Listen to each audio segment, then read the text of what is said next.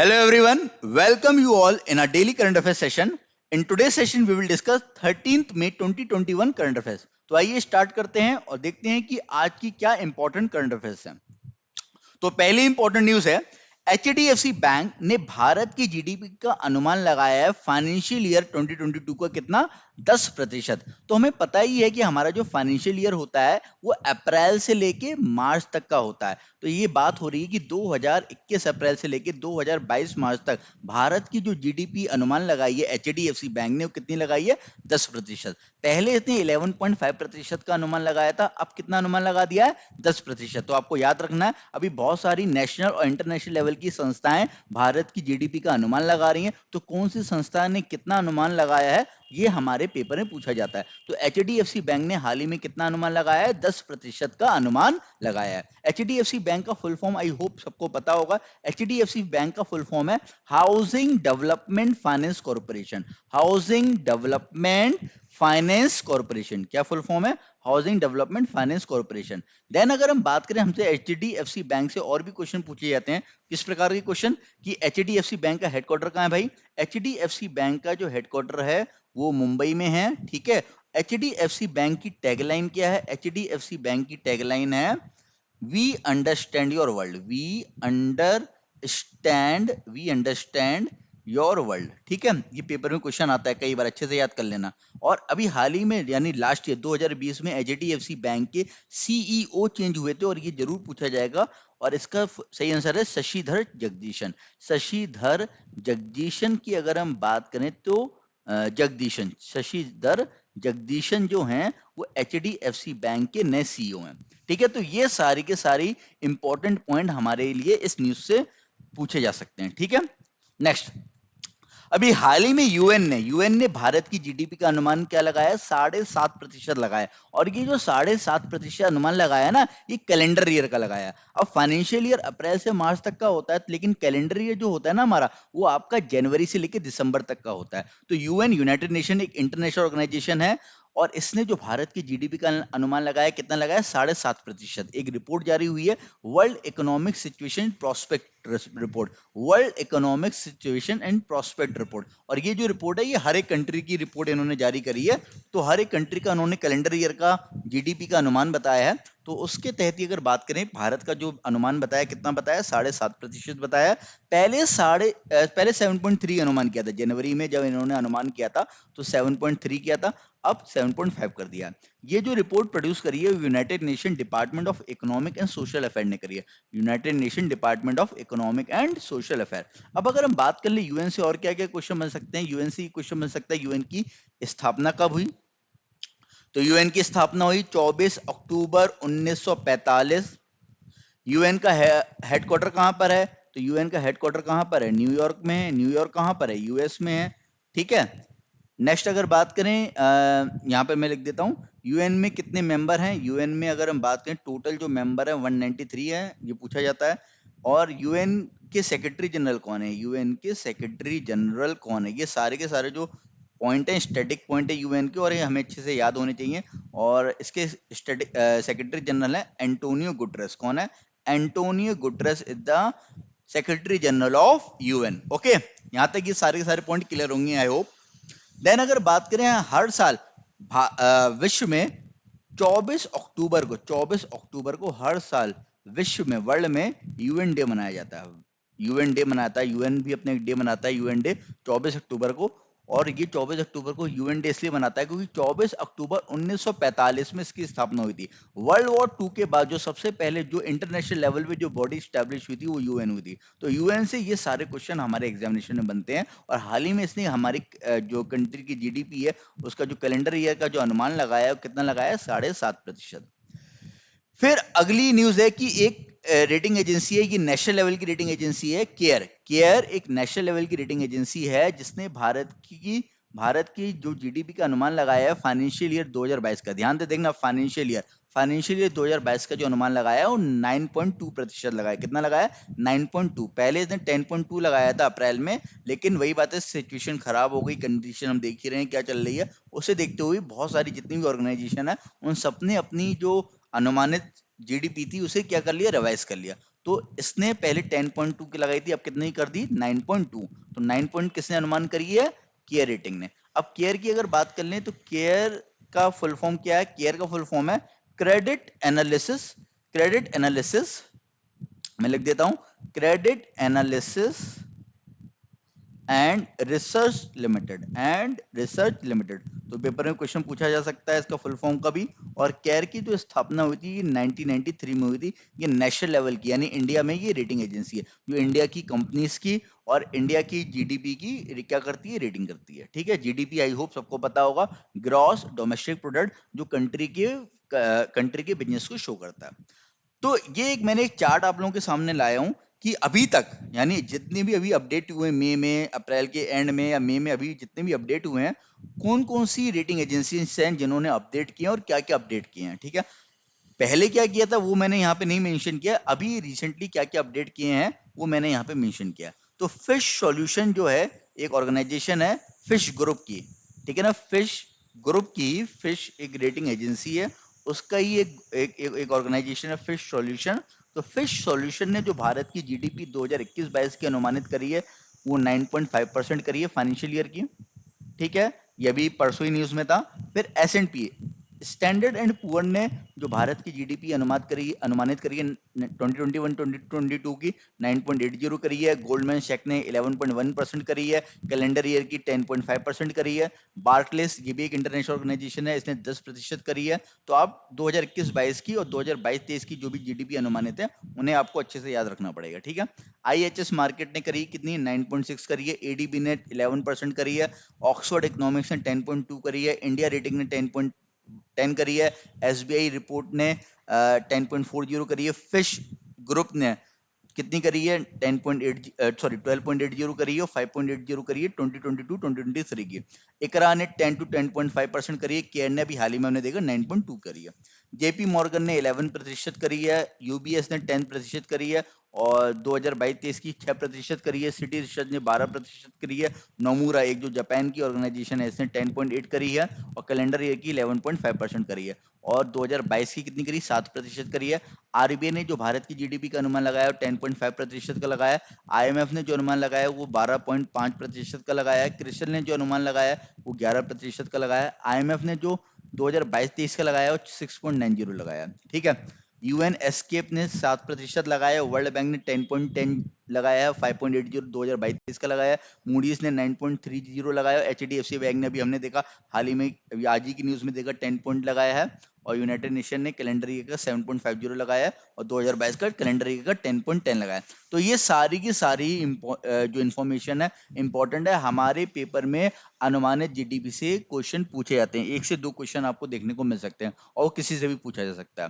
ठीक है ना, तो ये सारे के सारे आपको याद करने पड़ेंगे अपने उस क्वेश्चन को क्रैक करने के लिए। ठीक है, next, fourth India Swiss financial dialogue held virtually in New Delhi. अभी हाल ही में न्यू दिल्ली में स्विस और इंडिया यानी स्विट्जरलैंड और इंडिया का फाइनेंशियल मीटिंग हुई, फाइनेंशियल डायलॉग हुआ है कि जो भी फाइनेंशियल एग्रीमेंट हुए हैं इंडिया और स्विट्जरलैंड के बीच में उसे लेके यहाँ पर अगर बात करें बातचीत हुई है। तो ये fourth India Swiss financial dialogue था। इसे जो इंडिया की तरफ से अटेंड किया है, जो लीड किया है वो इंडिया के इकोनॉमिक अफेयर सेक्रेटरी ने किया जिनका नाम है अजय सेठ। क्या नाम है, अजय सेठ। और स्विट्जरलैंड के जो फाइनेंशियल सेक्रेटरी हैं, ठीक है ना, उनका नाम क्या है, स्टेट सेक्रेटरी, उनका नाम क्या है, डेनियल स्टोफेल।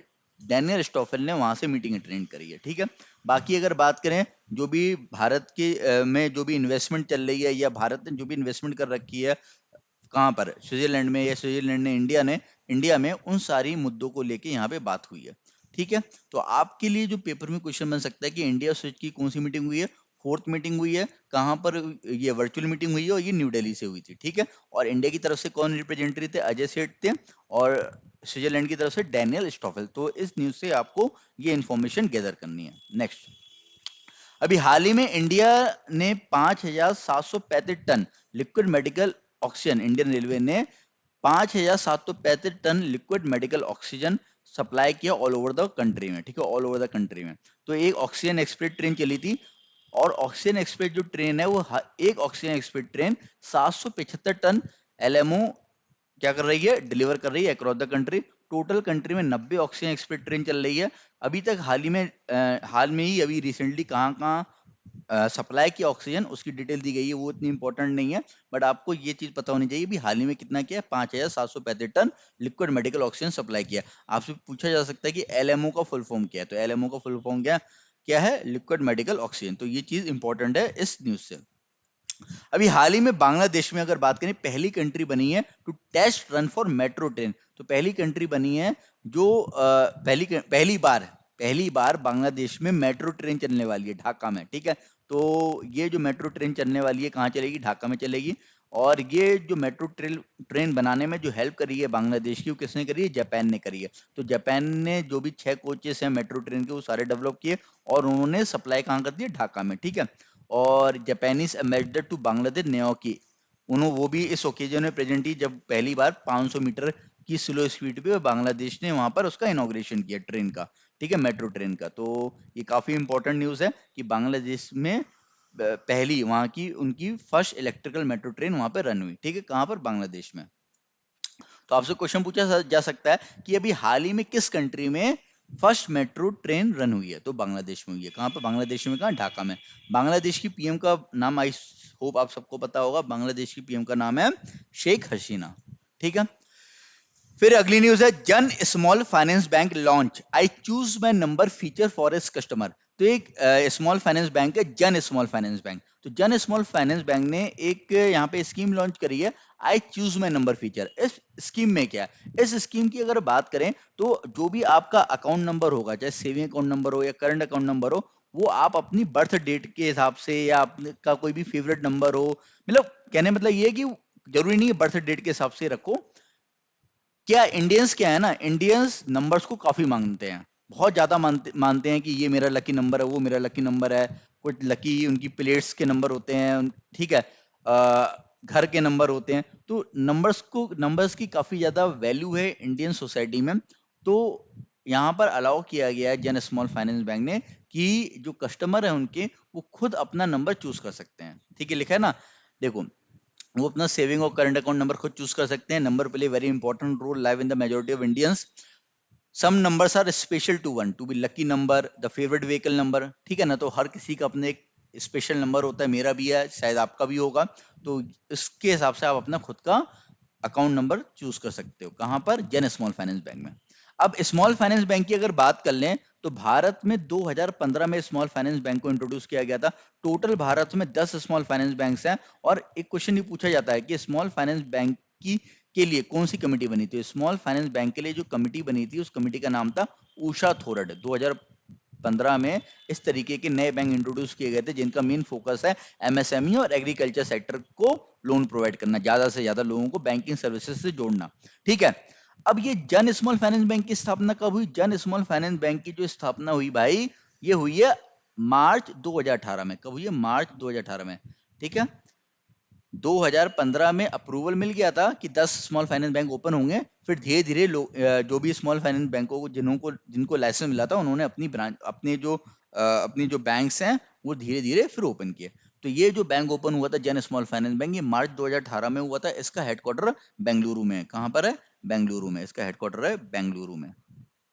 तो ये कुछ इंपॉर्टेंट इंफॉर्मेशन है जन स्मॉल फाइनेंस बैंक से, जिससे हमारे एग्जामिनेशन में क्वेश्चन बन सकते हैं, ठीक है। Next, Paytm foundation donate 100 concentrator with oxygen generation plant to Gujarat. तो अभी हाल ही में पेटीएम फाउंडेशन यानी पेटीएम जो कंपनी है उसका ही अपना एक एनजीओ है, पेटीएम फाउंडेशन, ठीक है। और ये जो पेटीएम फाउंडेशन है, ये एक तरीके का सीएसआर आर्म है, किसका, पेटीएम का। अब सीएसआर क्या होता है, सीएसआर होता है कॉर्पोरेट सोशल रिस्पॉन्सिबिलिटी। क्या होता है, कॉर्पोरेट सोशल रिस्पॉन्सिबिलिटी। तो ये क्या होता है, देखो, अगर आप भारत में कोई भी कंपनी खोलोगे, भारत में अगर आप कोई भी कंपनी खोलोगे, जैसे पेटीएम एक कंपनी है, तो हर एक कंपनी को अपने प्रॉफिट का 2% क्या करना होता है, 2% देना होता है सीएसआर इनिशिएटिव में। सीएसआर इनिशिएटिव क्या होते हैं, नाम से समझ में आ रहा है कि कोई भी सामाजिक कार्यों में, चाहे वो अभी इस समय अगर बात करें कोविड-19 एक बहुत बड़ा सामाजिक कार्य है कि जो भी कोविड-19 में डोनेशन कर रही होगी कंपनी, वो अपनी सीएसआर ऑब्जेक्टिव को अचीव कर रही होगी। तो हर एक कंपनी का, हर एक ऑर्गेनाइजेशन का अपना एक फाउंडेशन होता है, एनजीओ होता है। तो उसके तहत अगर हम बात करें यहाँ पर, कार्य किया जाता है। मतलब ये जो अपना टारगेट है होता है ना हर एक कंपनी का कि उन्हें 2% अपने प्रॉफिट का सीएसआर में कंपलसरी करना, तो वो उसी के तहत ही अगर बात करें पेटीएम फाउंडेशन ने 100 ऑक्सीजन कंसंट्रेटर डोनेट किए हैं with an oxygen generation plant to Gujarat, ठीक है ना। तो यहाँ पर ये बात बोली गई है, तो बस ये चीज इंपॉर्टेंट है। बाकी अगर बात करें पेटीएम के सीईओ कौन है, विजय शेखर शर्मा उसके सीईओ हैं। और ये जो 100 ऑक्सीजन कंसंट्रेटर डोनेट किए गए हैं, ये गुजरात गवर्नर का जो एक एनजीओ है वहां पे किए गए हैं, कोरोना सेवा जगन में। कहाँ पे किए गए हैं, गुजरात गवर्नर जो है, गुजरात के गवर्नर है आचार्य देवव्रत गुजरात के गवर्नर हैं, उनका अपना एक एनजीओ है कोरोना सेवा इनिशिएटिव। और इस कोरोना सेवा इनिशिएटिव के तहत जो भी सिविल हॉस्पिटल्स हैं वहां पर ऑक्सीजन सप्लाई की जा रही है, ठीक है। तो वहां पर इन्होंने डोनेट किया, तो ये इंपॉर्टेंट इंफॉर्मेशन है। पेटीएम का हेडक्वार्टर आई होप सबको पता ही है कहाँ पर है, नोएडा में है। और इसके सीईओ कौन है, विजय शेखर शर्मा। नेक्स्ट, अभी हाल ही में मैकडोनल्ड, हमारा फेवरेट बर्गर, मैकडोनल्ड ने अपने नॉर्थ और ईस्ट की अगर बात करें, नॉर्थ एंड ईस्ट की अगर बात करें, नए सीओओ और सीएफओ को अपॉइंट किया है। तो मैकडोनल्ड इंडिया के नॉर्थ एंड ईस्ट की अगर बात करें, तो नए जो सीओओ बनाया गया है वो राजीव रंजन को बनाया गया, और नए जो सीएफओ बनाया गया वो राजीव गोयल को बनाया गया, ठीक है। तो राजीव, दोनों ही राजीव हैं, राजीव रंजन सीओओ हैं और राजीव गोयल हैं सीएफओ कंपनी के, ठीक है।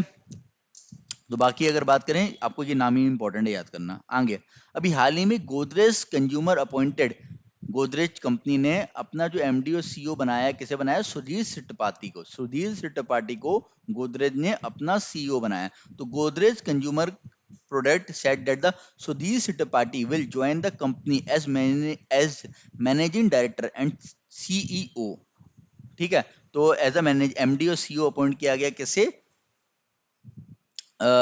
सुधीर चिट्टपाटी को, ठीक है।